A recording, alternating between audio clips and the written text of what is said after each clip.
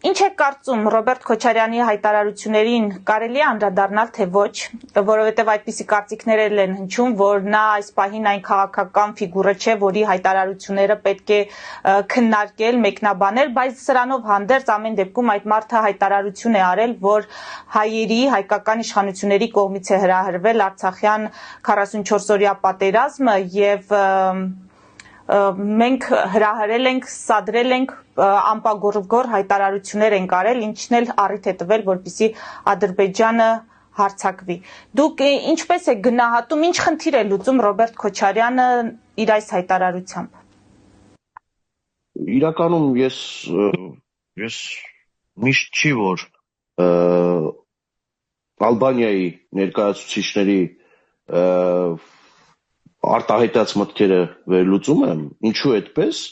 որովհետև նախ Տեր-Պետրոսյանը այդպիսի մի թեզ անետել դաշտ եւ այդ տեսանյութը բոլորս ենք տեսել։ Հարցին հայր մերը գիտես հայ ես թե հայ չես, ալբանացի եմ պատասխանն ստացել։ Երկրորդ դա գալիս է հաստատելու իր վերջին արած հայտարարությունը, դուք ինքներդ շնորհակալ եմ, որ բառացի ցիտեցիք Քոչարյանին։ Ասում է պատերազմը հրահրվել է Հայաստանի եւ հայերի կողմից։ Հայկական իշխանությունների կողմից։ Հայկական իշխանության եւ հայերի կողմից։ Այդ ներեխոցն էլի սեփական ժողովրդի հետ երկրորդ, երրորդ, չորրորդ, հինգերորդ դեմքով է խոսում Քոչարյանը։ Այնքը որ ազգի ներկայացուցիչ է։ Եվ մի բան էլ հավելեմ, որ այսպիսի հայտարարություն աշխարհում երկու մարդ կա, որ անում է։ Հստակ երկու անձնավորություն կա։ Դա մեկը Ադրբեջանի նախագահ Հեյդար Ալիևի որդի Իլհամ Ալիևն է, մյուսը Հայաստանի Հանրապետության ոչ բարով երկրորդ նախագահ Ռոբերտ Սեթրակի Քոչարյանն է։ Հետևությունները թողնում եմ ձեզ։ Իսկ ինչ վերաբերում է մեկնաբանելուն, գիտեք, ես նորից եմ կրկնում, ալբանացիների ներկայացուցիչներին աշխատում եմ չմեկնաբանել։ Նրան չմեկնաբանելը գիտեք, այն համատեքստում է, որ քաղաքական դաշտում, քաղաքական իրադարձությունների ֆոնին, այսինքն նա չի կարող հայտ ներկայացնել, որքան էլ փորձին նա միևնույն է չի ունենա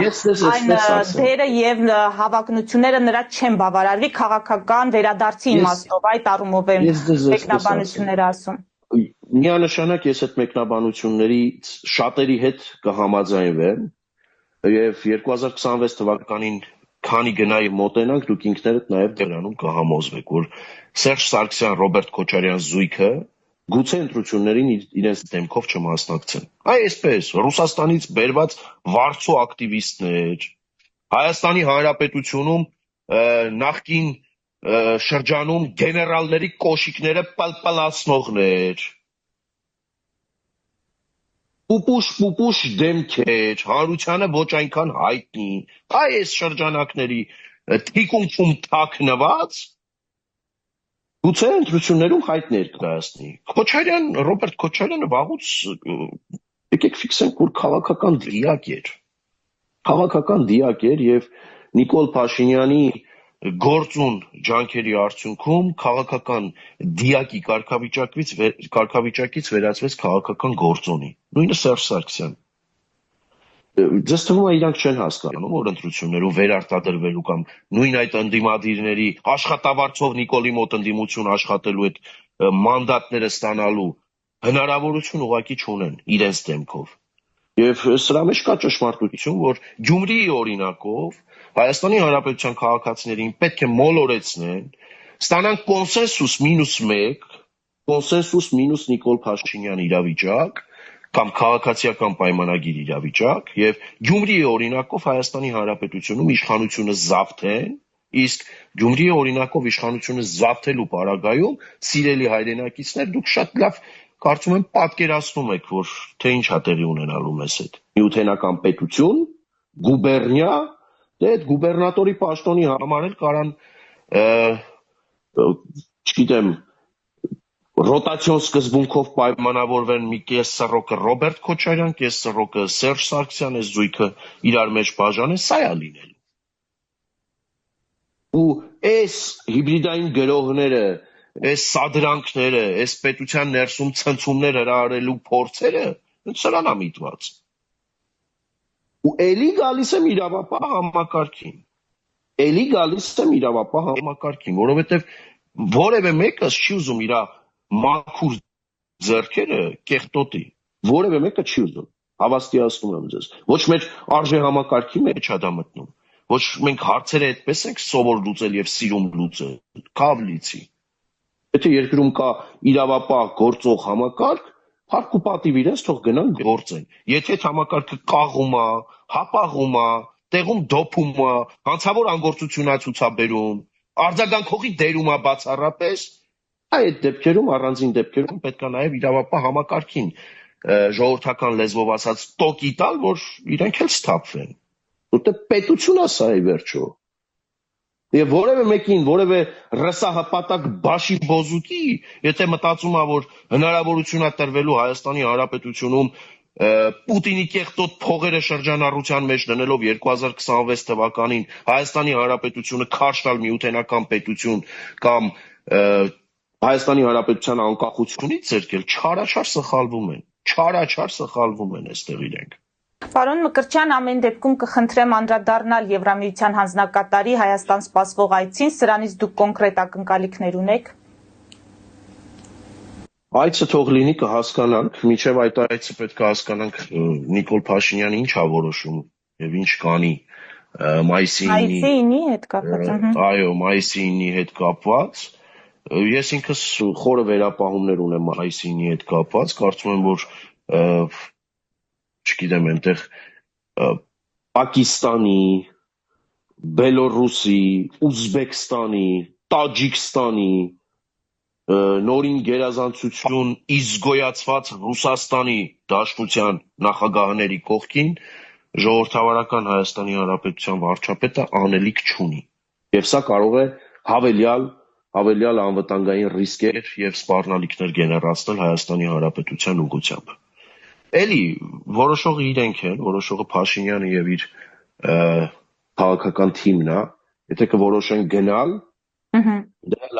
դրա լավ հետևանքների կարողնել են իրենք լինելու, վատ հետևանքների կարողնել են իրենք լինելու, բայց Աստված մի արասե, եթե դա բերի Ադրբեջանի սանձարձակ վարքագծի ակտիվացման հայ-ադրբեջանական սահմանում։ Եվ սա որևէ կերպ չի տեղավորվում իմ մտքում, հատկապես Եվրամիության տարբեր պաշտոնյաների շուրթերով արված հայտարարությունները դրա մասին են խոսում, որ Եվրոպայում դա ընկալելի չէ, եվրոպական երկրները դա չեն ընկալում։ Հայաստանի Հանրապետությունը հայտարարում է, որ պատրաստվում է գնալ Եվրամիություն եւ բռնում է Եվրամիության անդամակցության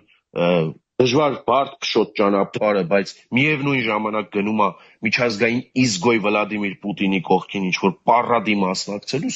սա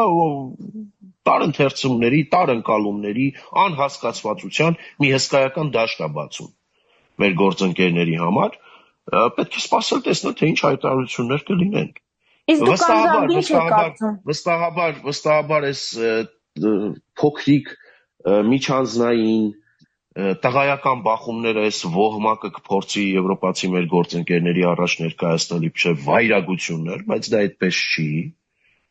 Եվրոպայում ես առանձին դեպքեր, ես պատրաստվում եմ եվրոպական մի շարք երկրներում այսպիսի դեպքերի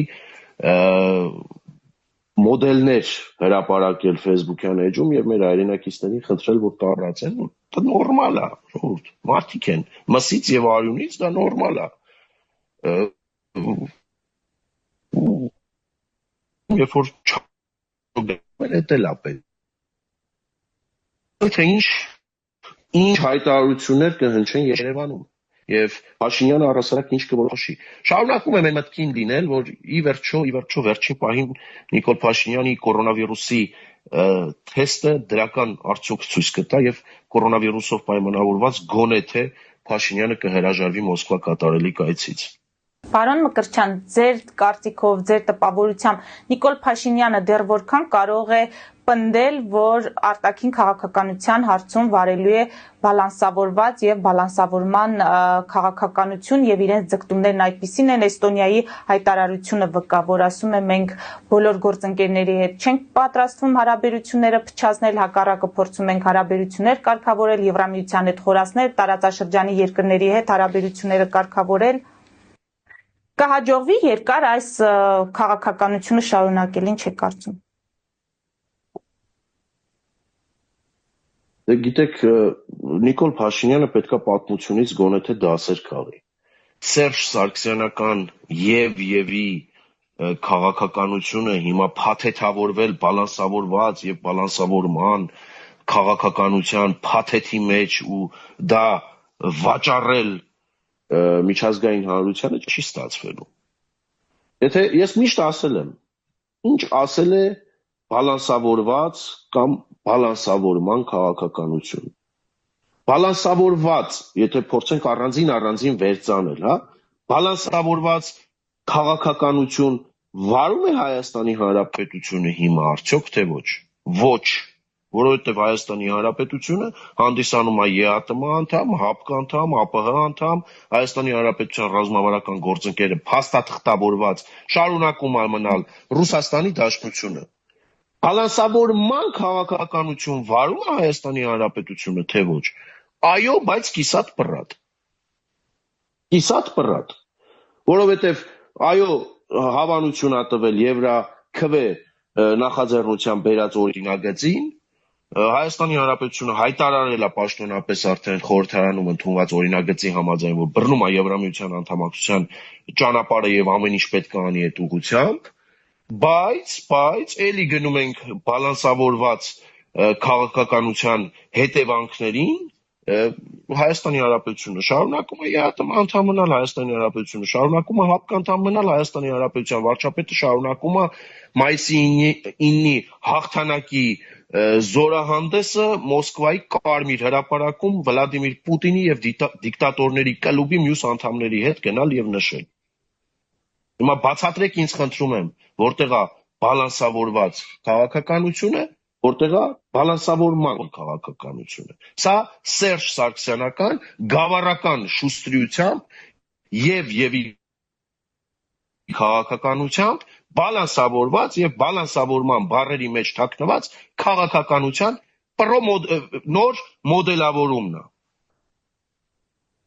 Նոր մոդելավորումն է, որը փորձում է մեր գործընկերներին խաբել, տեղում դոփել, Ռուսաստանի Դաշնությունից եւ ԵԱՏՄ-ից այդ տնտեսական օգուտները ոչ միայն ձախողվելու է, խայտարակ ձևով տապալվելու է։ Ես չգիտեմ Նիկոլ Փաշինյանն ինչի վրա է հույս դրել։ Ես կարող եմ ենթադրել, որ օրինակ սպասում եմ մինչև 2026 թվականի ընտրությունները, որպեսզի Մոլդովայի օրինակով Ռուսաստանը ավելի շատ քիթը չխոթի Հայաստանի Հանրապետության ներքաղաքական կյանքին։ Բայց այստեղ էլ պետք է հիասթափեցնեմ Նիկոլ Փաշինյանին եւ ասեմ, որ արդեն իսկ ուրվագծվում է պատկերը, որ Ռուսաստանի Դաշնությունը լավել 2026 թվականի խորհրդարանական ընտրությունների ժամանակ պատրաստվում է քիթը խոթել մեր ներքին գործերի մեջ, Ռուսաստանի Դաշնությունը լավել Մոլդովայի